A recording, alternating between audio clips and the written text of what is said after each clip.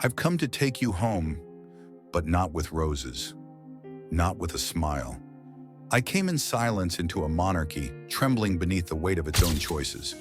When the phone rang at 3 a.m., it didn't just announce the death of Princess Diana, it unleashed the most chaotic 24 hours in the history of the British royal family. Not tears in front of the cameras, but cold, hollow stares.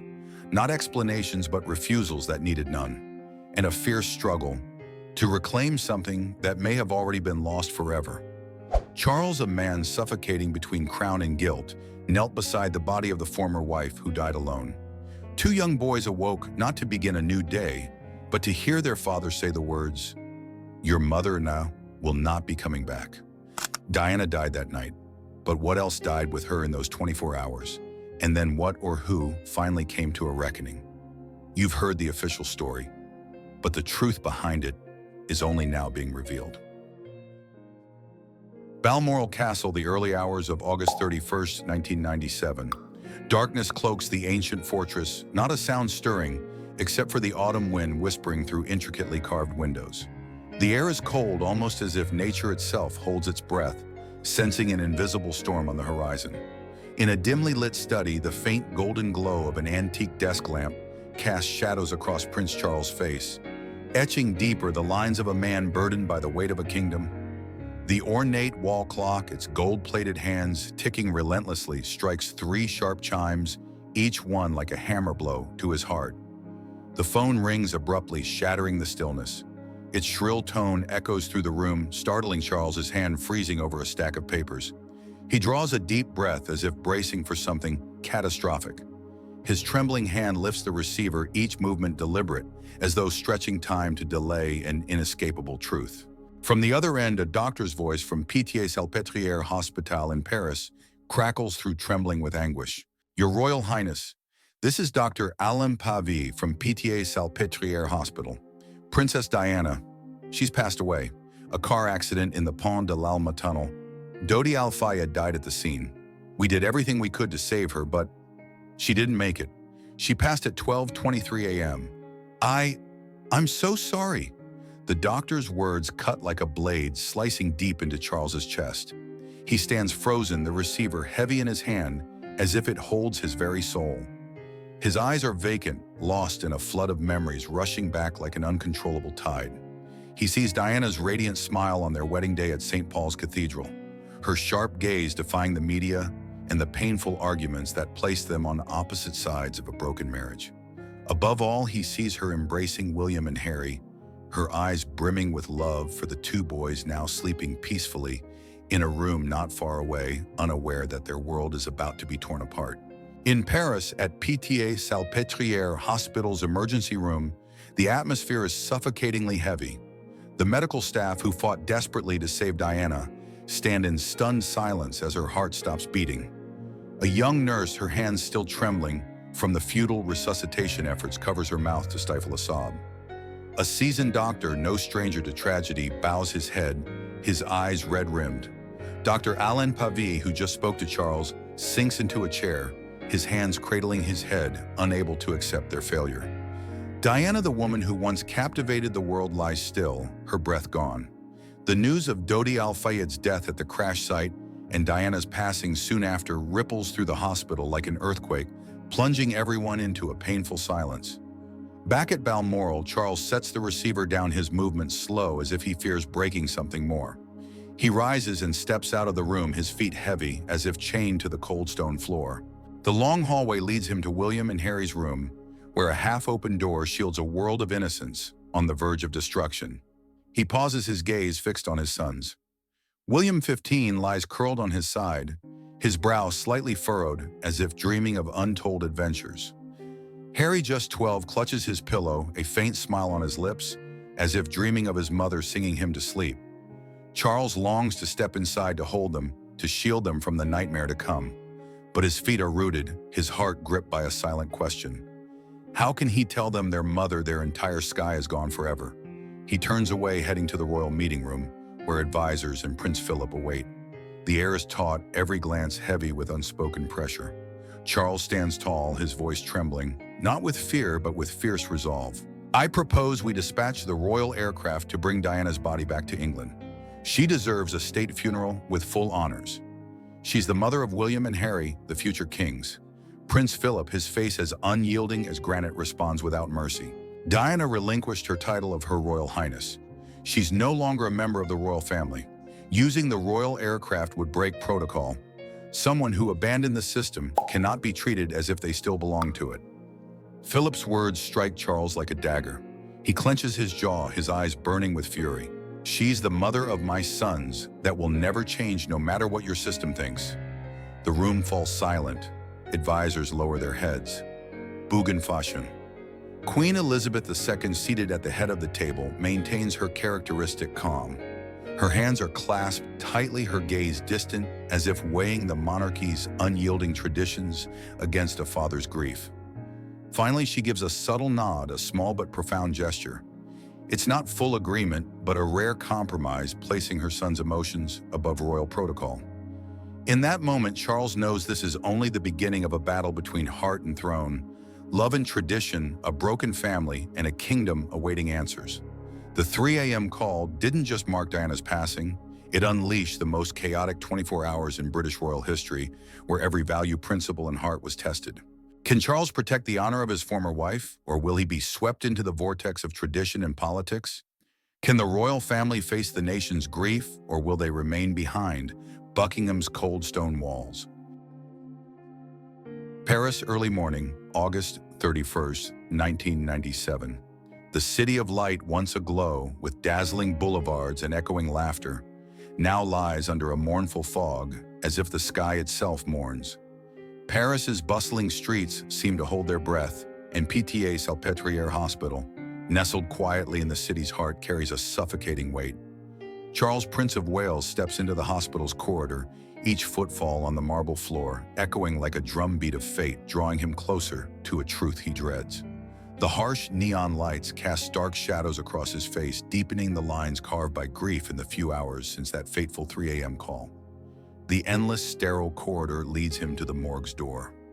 A medical staff member, eyes lowered with sympathy, gently pushes it open.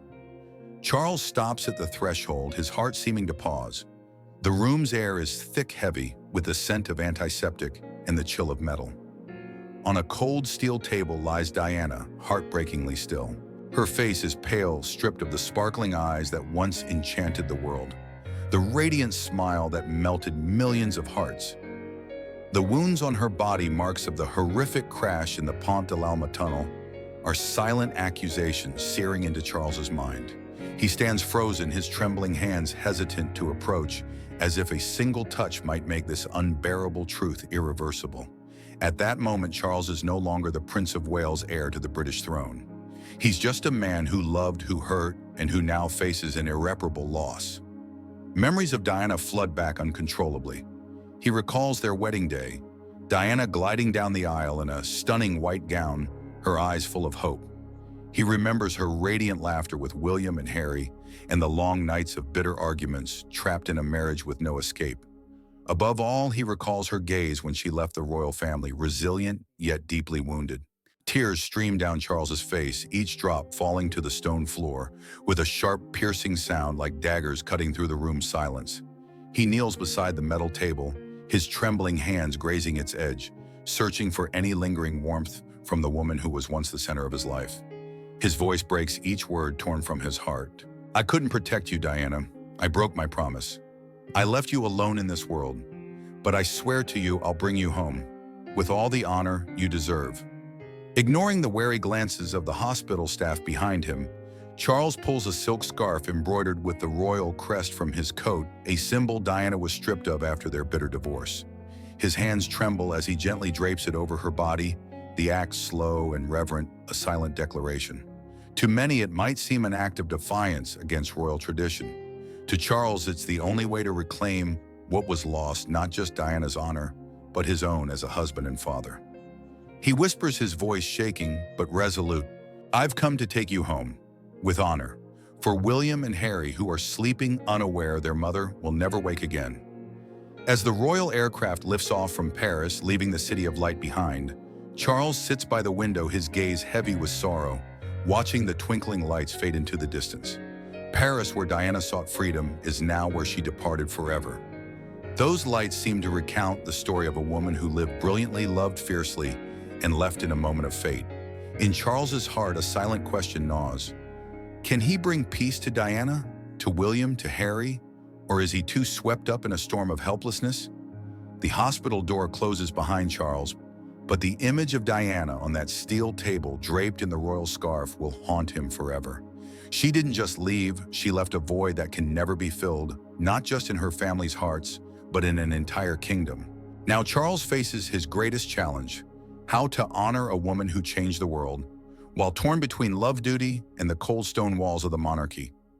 On the flight back to England, he knows this journey isn't just about bringing Diana home. It's the start of a fight to preserve her legacy before the world and those he holds dearest.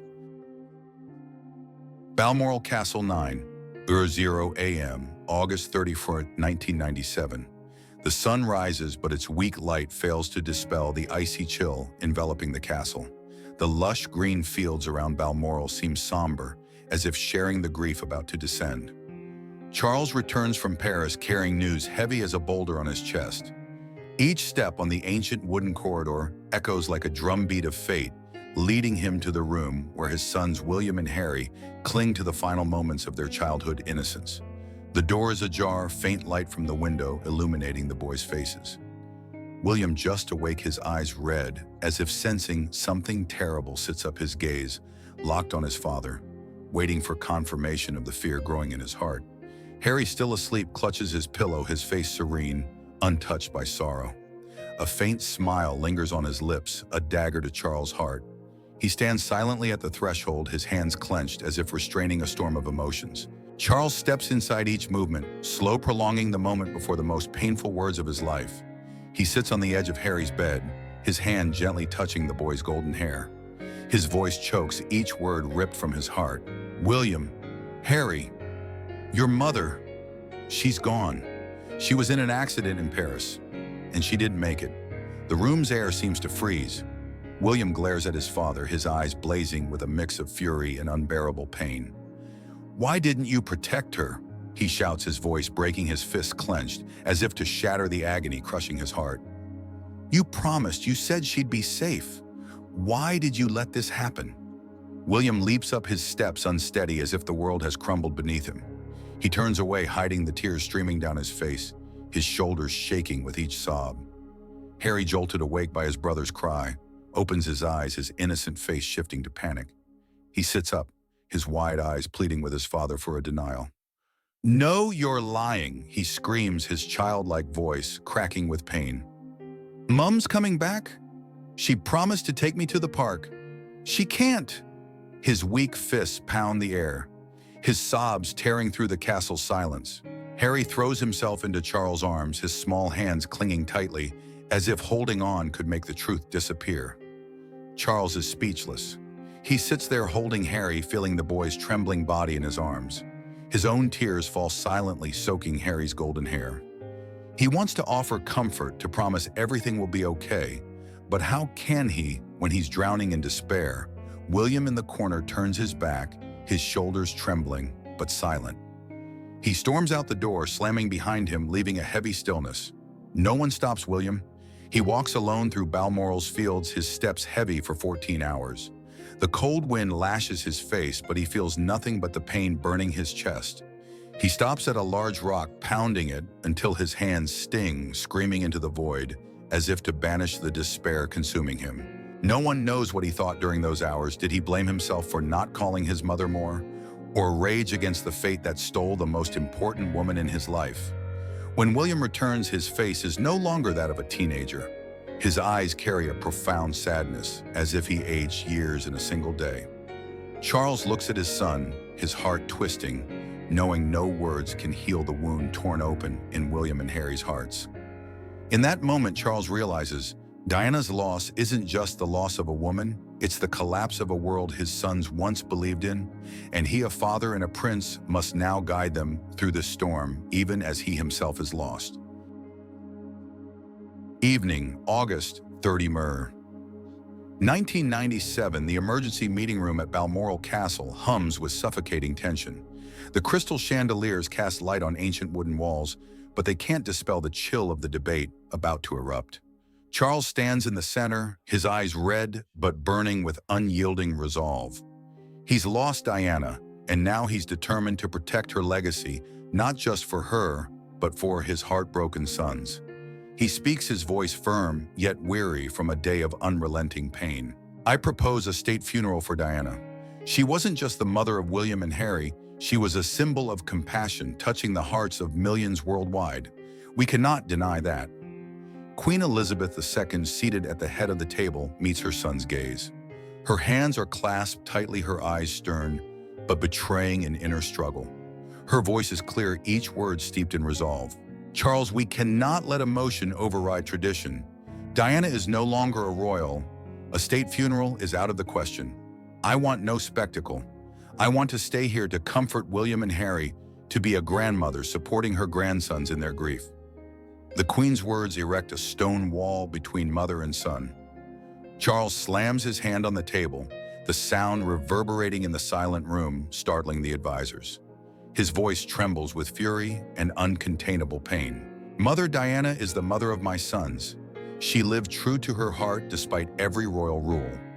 Out there, the world is mourning her. If we do nothing, they'll think this family has no heart. The room freezes. Advisors bow their heads, fearing a misstep could ignite the brewing storm. Prince Philip, his eyes sharp as knives, cuts in his voice, cold but piercing. You're letting emotion cloud your judgment, Charles. The monarchy doesn't run on heart. If we bend to public opinion, we lose ourselves. Charles turns to Philip, his eyes blazing. So you'd have us lose the people's trust? Diana wasn't just a princess, she was their icon. If we turn our backs on her, we turn our backs on the kingdom. The meeting pauses as Prime Minister Tony Blair is summoned to Balmoral. In a small separate room away from the tense meeting hall, Blair faces Charles. The young Prime Minister, with sharp eyes and a persuasive tone, speaks plainly. Your Highness, I understand your pain. The British people are mourning Diana. They're not just grieving for her, they're grieving for what she stood for: compassion, closeness, a monarchy that feels. If the royal family doesn't show its grief, the people will think you cannot feel, and that will mark the end of their faith in the monarchy. Charles falls silent, his gaze lost in thought. Blair's words cut like a knife, not to wound, but to awaken him from his nightmare. He knows Blair is right, but how can he convince a centuries-old system that a heart matters as much as a throne? How can he protect Diana's legacy while torn between his love for her, his duty to his sons, and the cold stone walls of the monarchy? The argument in the meeting room isn't just about a funeral. It's a battle between tradition and emotion system, and humanity and unchanging monarchy in a changing world. And Charles, standing at that divide, knows every decision he makes will shape not just his future, but the kingdom's. In London, the regal city has lost its usual grandeur, replaced by an ocean of people overwhelmed by grief and love. Nearly 2 million from across Britain and the world converge before Buckingham Palace, transforming cobblestone streets into a sea of flowers, candles, and tear-stained handwritten letters. Flickering candles light the darkness like fallen stars, illuminating anguished faces and red-rimmed eyes. Hymns rise softly, mournful, yet tender, blending with uncontainable sobs. A major newspaper's headline screams a pointed critique. The people weep for Diana while the royals hide behind cold walls. Inside Buckingham Palace, the air is as heavy as a tomb. Harry, his golden hair disheveled, sits curled by a window, his clear eyes fixed on the crowd below. The glowing candles reflect in his gaze as if telling the story of the mother he loved most. He turns to his father, his innocent voice sharp as a blade cutting through the room's silence. Father, why are they crying so much? Mum was my mum, not theirs. Why do they hurt like I do? Charles, standing a few steps away, feels his heart constrict. He wants to answer to ease his son's pain, but his throat tightens. Before he can speak, Prince Philip, ever stoic as granite, speaks unexpectedly. His voice is deep as the ocean, carrying a harsh but honest truth. They cry for themselves, Harry. They lost someone who never belonged to them but always stood for them. Diana was their light, and now that light is gone. But you've lost your mother. Philip's words cut like a dagger, silencing Harry in the room. Harry lowers his head, his small hands clutching his shirt as if holding onto a fragment of his mother's memory. Charles looks at his son, his eyes heavy with sorrow, but he cannot step forward, cannot hold him trapped by his own helplessness. In a corner, William stands silently, his tall, lean frame like a stone statue. Fresh from his 14-hour walk through Balmoral's fields, where he sought answers for the pain burning his chest, his face no longer holds the morning's anger, but a profound sadness. He says nothing, but his eyes carry an unspoken pain. The world weeps for my mother, but why do I feel so alone? Outside, the crowd grows. Banners rise, scrawled with trembling hands, Diana, the people's princess we will never forget.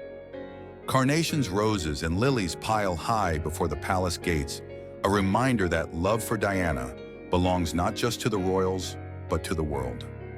An elderly woman kneels by the roadside, clutching Diana's photo, whispering as if to her, "You gave us hope. You gave us a heart."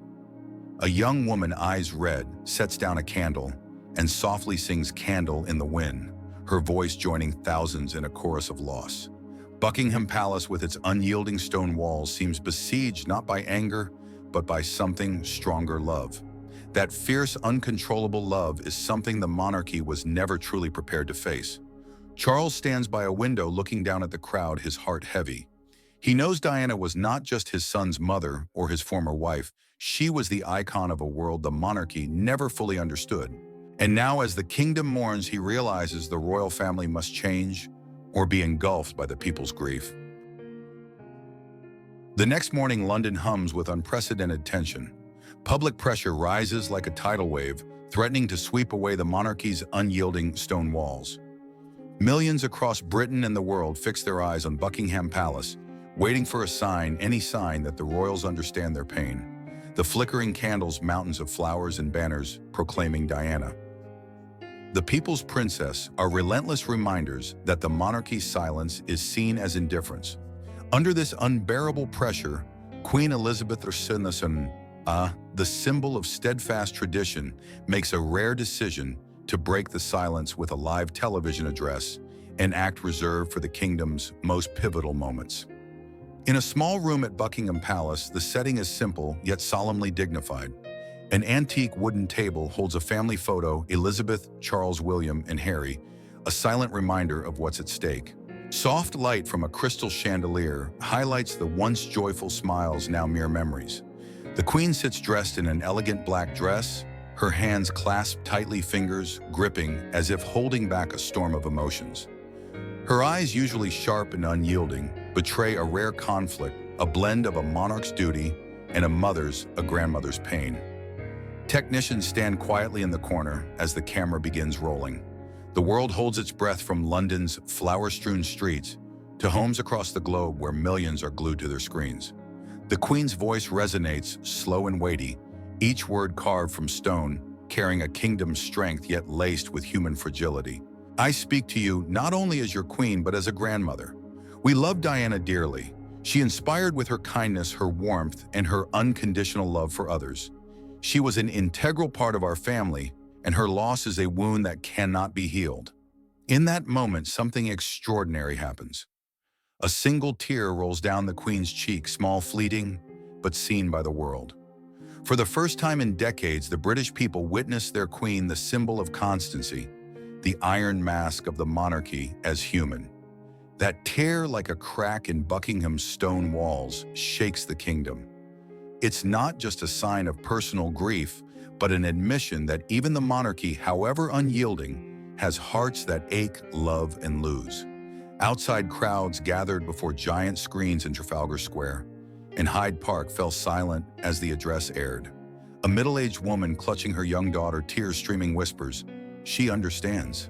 She feels our pain." An older man holding carnations bows his head, his shoulders trembling, as if finding solace in that rare moment. A group of youths with handwritten banners stop singing, standing quietly as if the Queen's tears touched a deep part of their souls. They don't just hear her words, they feel her heart, something they thought unreachable. Inside the palace, Charles watches a small screen in his private room, his eyes heavy, but glinting with hope.